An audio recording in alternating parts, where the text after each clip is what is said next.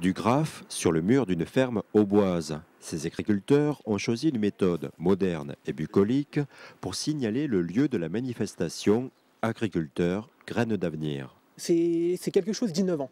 Ce genre de fresque, on le rencontrait plus, je dirais, dans les cités, dans les villes. Et maintenant, on trouve des fresques à la campagne.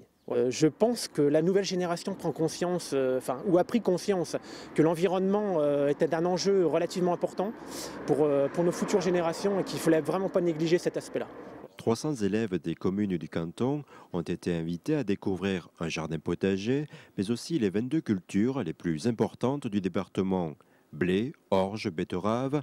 Devant chaque plante, les organisateurs ont déposé des graines et le produit alimentaire associé. C'est le public qui va nous juger dans 20 ou 30 ans.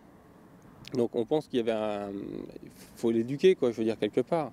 On se rend compte que parfois, ils consomment un aliment, ils ne savent pas forcément qu'il est produit dans sa région. Donc en fait, nous, on trouvait que c'était bien quand même de remettre l'agriculture à sa vraie place, c'est-à-dire c'est quand même l'alimentation.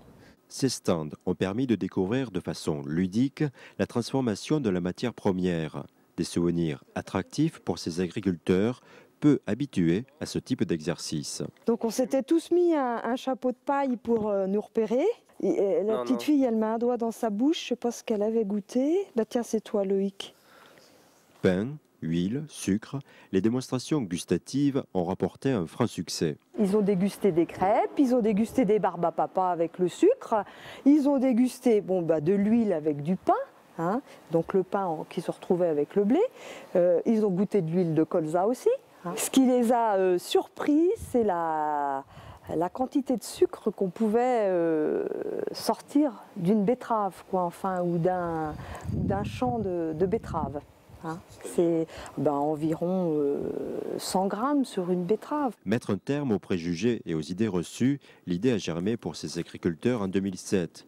Ils souhaitent renouveler cette opération dès que possible dans un autre lieu.